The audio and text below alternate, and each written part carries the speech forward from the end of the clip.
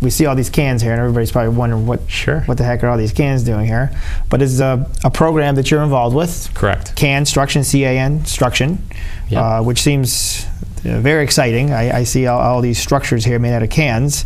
But tell us a little bit about it. Sure. Well, Canstruction is an international design competition, and it was started about 1992 by a parent organization called Canstruction, and with the intent of filling food pantries across the country. The event is held all over different municipalities across the country, and also it has stretched internationally. They have competitions in China and Japan and a lot of European countries as well. This is our first year doing it in the Capital Region, and it's really, really exciting. We've known about it for a long time. You hear about it a lot in the architecture community, but we've never had the opportunity to do it before here. So we got together a group of really talented professionals who are basically forming the board for this year's Canstruction and future Canstructions. And essentially what we do is we invite local engineering and architecture and construction firms to put together a design made entirely out of canned goods, and it spans the gamut. I mean, you can see here there's tomato cans, there's peas, there's tuna, there's breadcrumbs. You can really use anything you want, as long as it's non-perishable. Exactly. Okay. So they take the cans and you end up stacking them up essentially to make different types of structures. There's everything from chickens to faces, and you can turn the labels ever so slightly and create incredible little designs. These things are enormous. The parameters of the design that they have to they have to fit into an area 10 foot by 10 foot by 8 foot high. And so they stack these cans up, and they use this template board. Essentially, I brought some samples about what that is. And when the cans get stacked, they can become fairly unstable. So we use these templates to kind of stabilize the cans and get them to go higher. So when they stack up the cans, there's no glue. No glue, no adhesive. The major reason why there is no glue and no adhesive is that the cans are all donated to the local food pantries. As soon as the event is over, we deconstruct, and then box all the cans up, and they go to the food pantries. I like that, deconstruct. Deconstruct, yeah. They came up with that one and just kind of feed it to us, so we use it on a regular basis because people like it. So, but this year and in future years, we can raise anywhere between $20,000 and $30,000 worth of canned goods, and we donate all that to the food pantries on an annual basis. So different teams will enter the competition. Sure. And form a structure. And I see there's one that looks like a football here, one looks like a corn on the cob. Sure. This is like a space alien, and these structures are pretty high. How high can you? They can go up to 8 feet.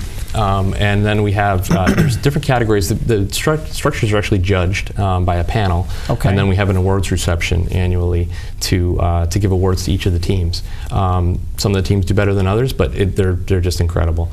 We have this event at the New York State Museum on the 4th floor level with the carousel there, and carousel's open, so you can use the carousel and check out the can structures, and it's open to the public. Now that's locally the New York State Museum, but you're saying this goes on nationwide? This is nationwide. Yeah, they do it in municipalities all over the place.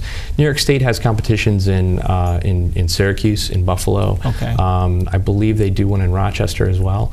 But like I said, we're happy to bring it to the Capital Region. We've got some pretty talented people here. And this is the first year that it's here. Correct. Well, that's amazing. Our first annual. We're planning on doing it next year. So. Well, I can't wait to see. I mean, some of these structures are really amazing, and you're right. They're made to look like aliens and buildings and ships and things. Sure. And there's no glue. It's amazing how these cans even stay together like that. Yeah, there's different tactics that teams employ. You can use rubber bands because they don't damage the cans. The whole idea is we don't want to damage the cans. I see. So that when they're donated, the labels are intact, so people know what the food is that's in the cans. I see. So we use rubber bands. You can use, like I said, the substrate and templates help to kind of stabilize things, so you don't need to use a lot of extra, or you can't use adhesive. So you can tape the tops of the cans. Some people will do that. They'll hold the two cans together with a piece of tape across the two. I see. Cantilevers, but it has to be completely self-supporting. There can't be any structural elements in the construction. So the cans are actually what's holding up the other cans. There are awards for structural ingenuity. There are awards for best meal. So a lot of teams will design their cans based around chicken soup. And so cream corn, a lot of canned goods, specifically towards that. And so there's an award for the best meal. There's an award for the best design. There's an award for jurors' favorite, and then we have a coveted award, which is the Community Choice Award. And how that works is members of the community that come to view the event, we encourage them to bring a canned good or several canned goods and put them in. There'll be bins placed at each of the can structures at the museum, and they put them in the bin. Of their favorite structure, the most cans, whatever they like, and whoever has the most cans wins the Community Choice Award. That's a pretty good way to judge that. Right, it's very democratic. And more cans. Exactly, and more cans to the food pantries. Sure. So typically, I can't even venture a guess, but how many cans in one of these structures? Sure, it varies wildly. This year, I know that we've got some teams, and in the past, other teams. We've got some teams that are doing anywhere from 2,000 up to, and believe it or not, 8,000 cans in a single structure. Okay, so on competition day, the structure's not assembled yet. No. So basically they're bringing in boxes of cans and have to put it together. Is there a certain amount of time where you have to have the structure together? In some municipalities, you can elect to do a time frame. So you have to know how to do it. You got to know. Well, we've got a great partner with Price Chopper in this event. They've been fantastic with us. We worked with Mona Golub right from the start. Price Chopper is actually giving us the cans at cost to the teams. They've assigned a store manager at each of the stores to help each of the teams select their canned goods and price their canned goods. And then what they're also doing is they're going to package each of the team's cans at their warehouse and drive them to the museum for the teams, and then they are going to actually offload the cans to the. That certainly helps. It's amazing. So the cans are just all donated, basically. Well, no, the teams have to raise money to pay for those cans. Okay. So there's nothing. There's no donation of actual canned goods. That's part of the event. Is that the teams actually have to fundraise to come up with the total can structure. Millions and millions of pounds of food on an annual basis are donated as a result of this event. So when the event is over.